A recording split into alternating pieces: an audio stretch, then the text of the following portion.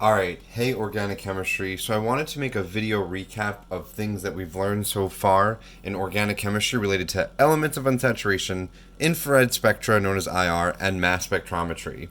I'm going to have a little bit of a focus on mass spectrometry since this is something that is a bit complex, but just a quick review. You are going to have to remember how to interpret IR on your next test. And so a very quick example, these peaks over here, aromatic overtone, or an example of, oh, there's a big broad peak above 3000, that means OH stretch. So if you look in your IR notes, which you're allowed to use, you'll know aromatic overtone means something like this. And then OH means I must have an alcohol. And then this compound says C8H10O. Already this is 6 carbons, 5 hydrogens. And this is OH, which is oxygen, hydrogen. This accounts for C6H6O. And I'm missing 2 carbons and 4 hydrogens. C6, C8. So I'm missing C2, 10, and 6. I'm missing 4 hydrogens, so wondering how I can include them there.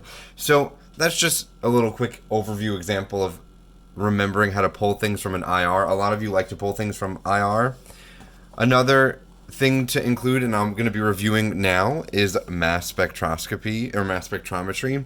So this mass spectra came from the same AR. These are all the same compound.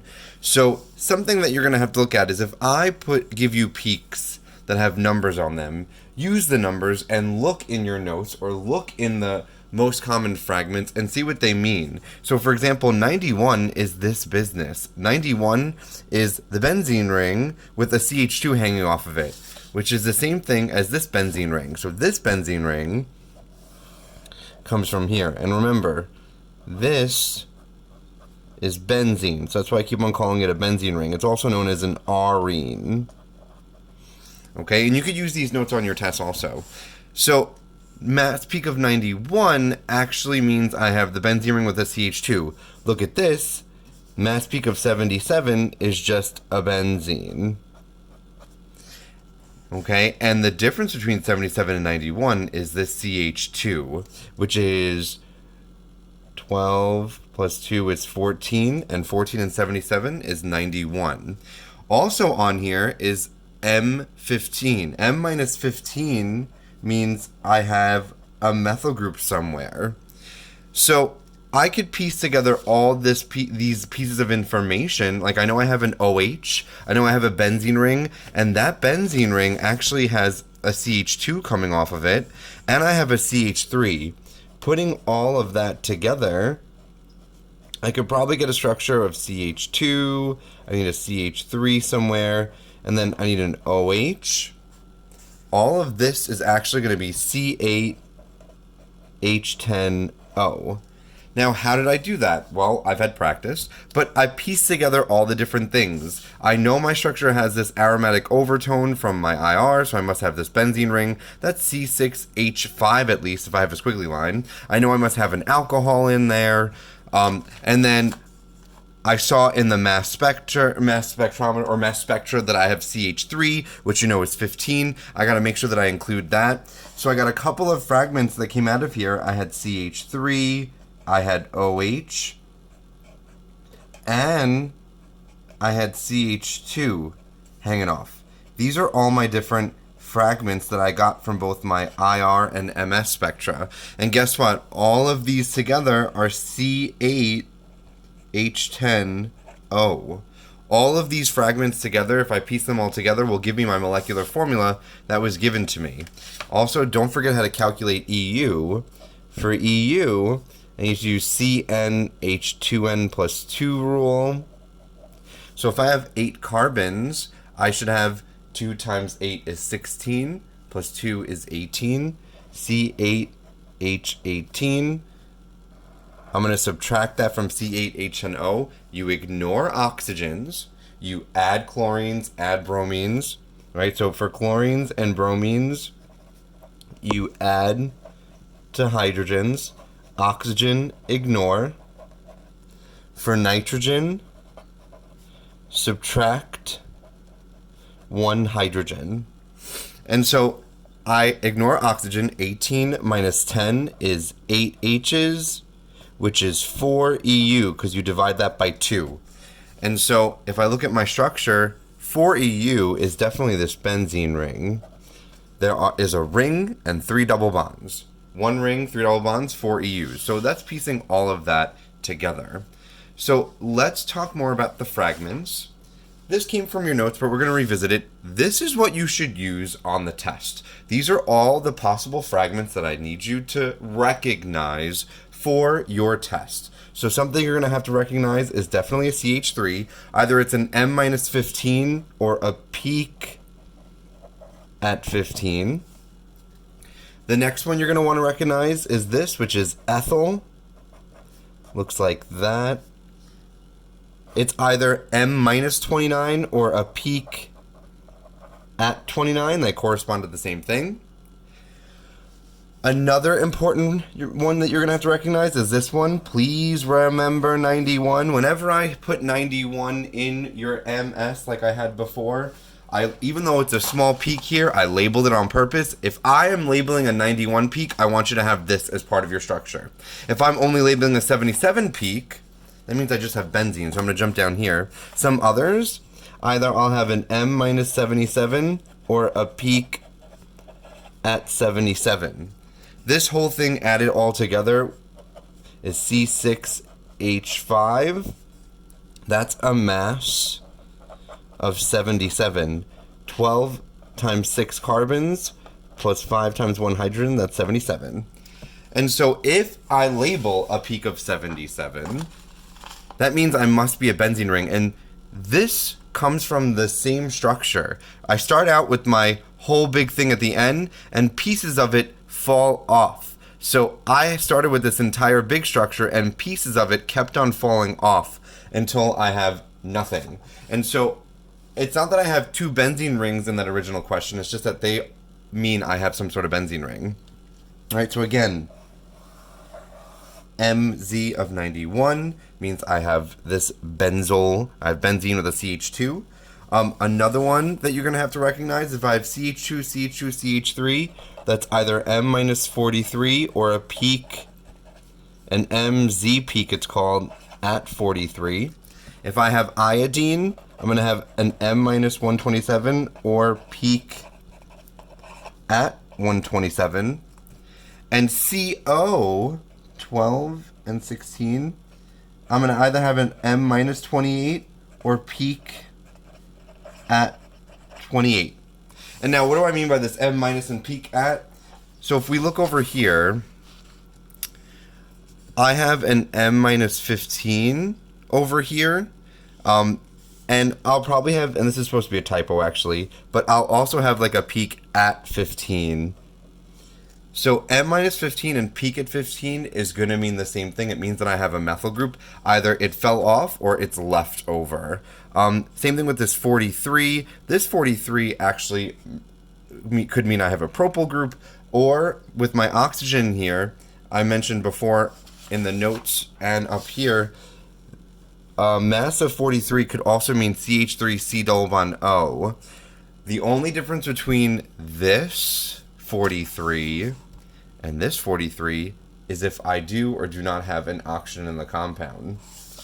Now, I'm going to need more information whether or not I'm going to have a C double bond O or an OH. And clearly from this structure, I do not have a ketone or a C double bond O. I would have a peak at 1700 going all the way down. I don't. I have an OH. So this structure, that 43 means something else. You do not need to use all of the peaks. Notice how I went straight to 91 and 15 and then I was done, didn't care. You do not need to use all of the peaks. Use the peaks that you will see that I highlight and star on here. I'm going to use these as the main peaks, the ones that I make a note of. So definitely 77.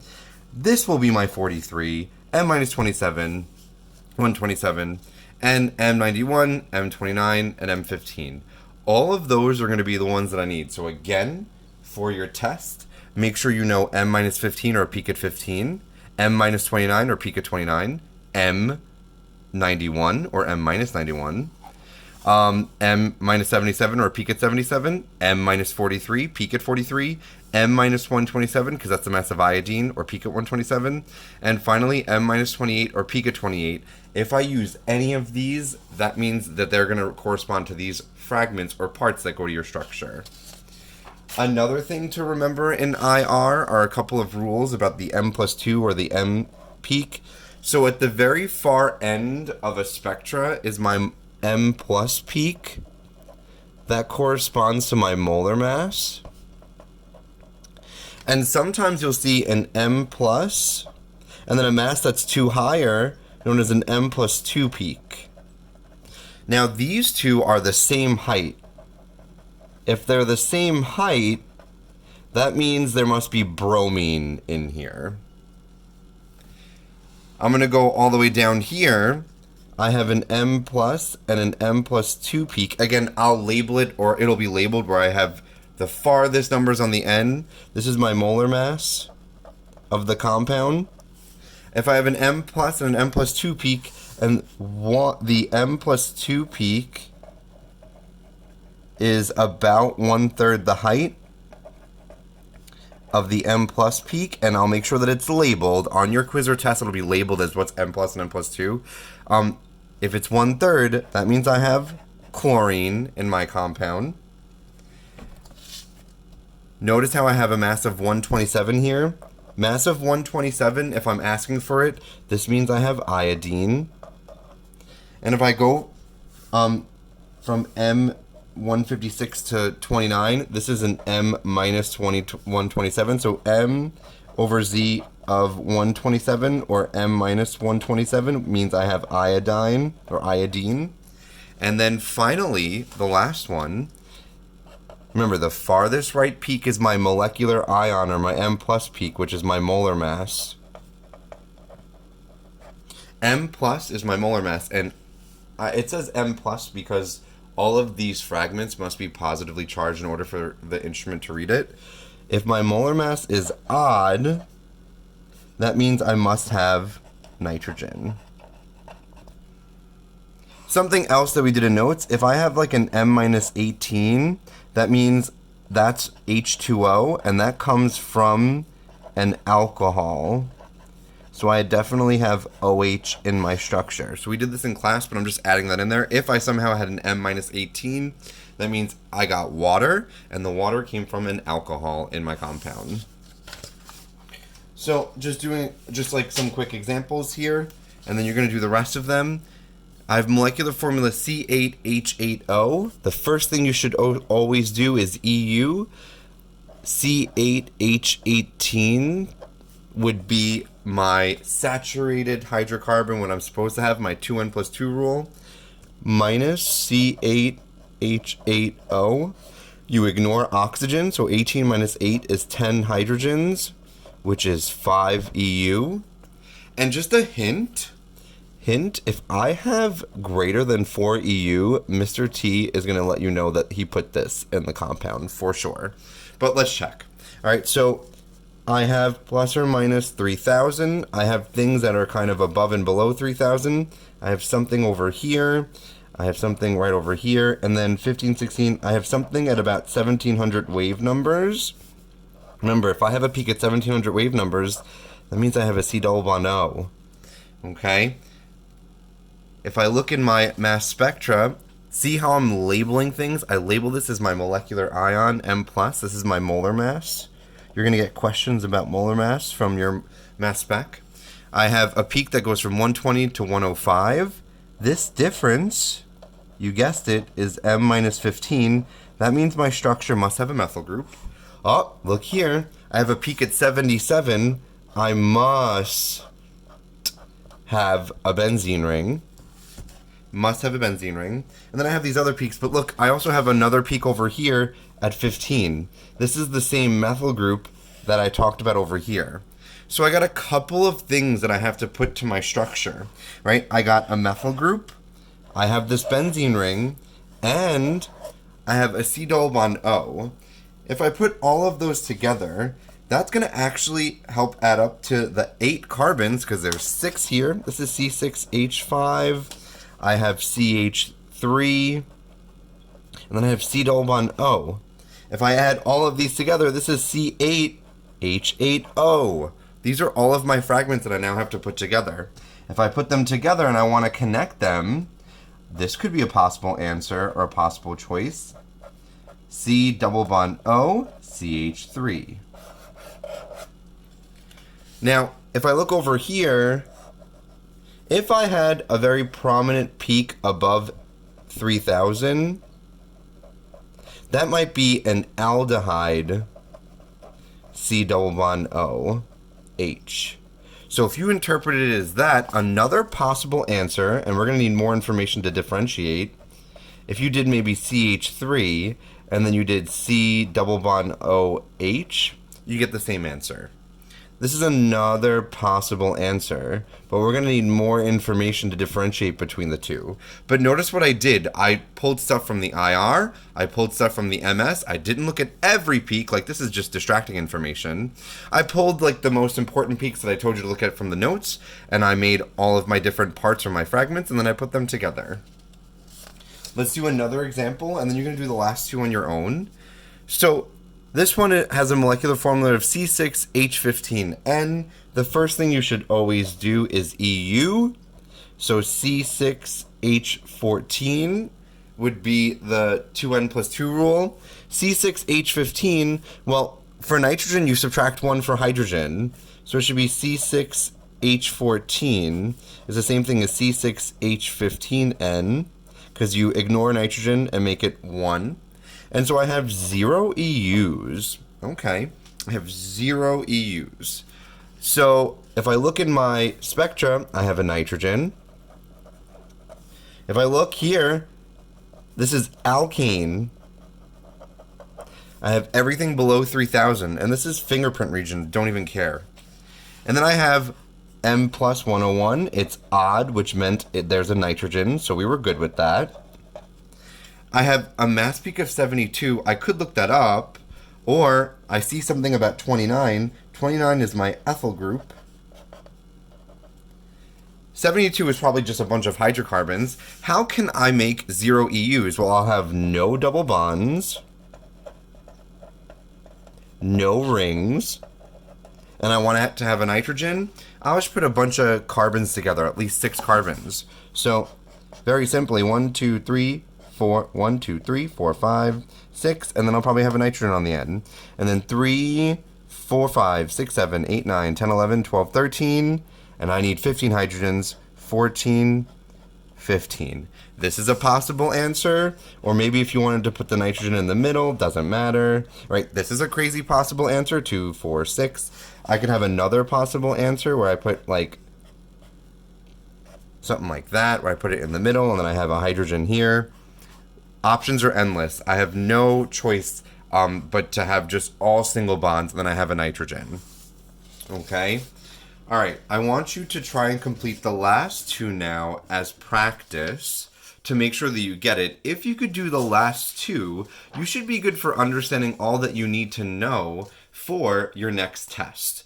Make sure you copy all of these notes and show me the last two as the next grade that you're going to get. And hopefully these video notes were a bit helpful to get you to understand how to use spectra altogether to propose structure. Let me know if you have any questions or concerns, and I will be there to help you with the last two questions.